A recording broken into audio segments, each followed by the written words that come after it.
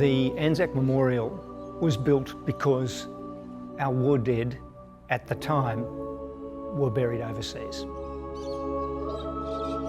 The principal guiding emotions for this place were courage, endurance and sacrifice. The plans for the Anzac Memorial began in 1916, but of course the war got in the way. Then there was the Great Depression. When it came time to actually build it, a competition of the finest architects in the state was sought, and they came up with this building.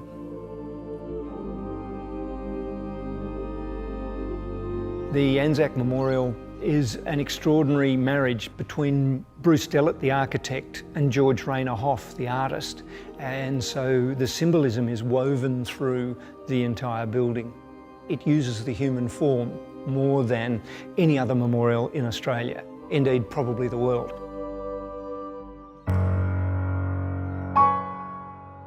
At the heart of the memorial is this remarkable work called Sacrifice that depicts the next of kin supporting their fallen loved one.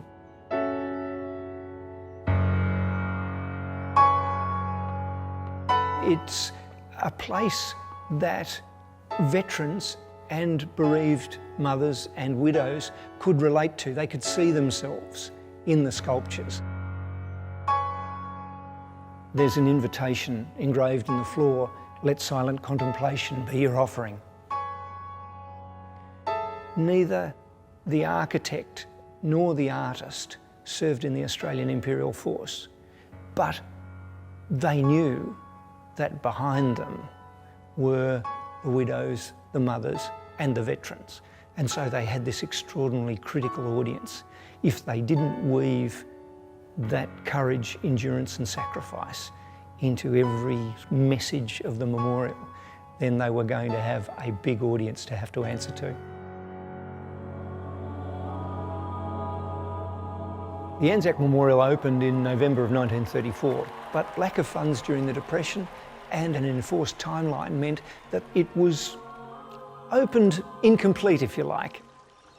Using Centenary of Anzac funding, we were able to complete Bruce Dellett's original design, to put in the cascade and create a museum and an education and interpretation centre, as well as extending a place of ceremony to include more recent conflicts.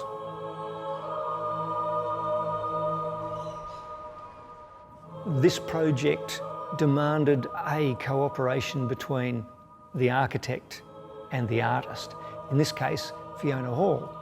What she's done is got communities that sit on the places of enlistment for Australians who joined New South Wales units to get a small parcel of earth from each of those locations and mount them in the walls.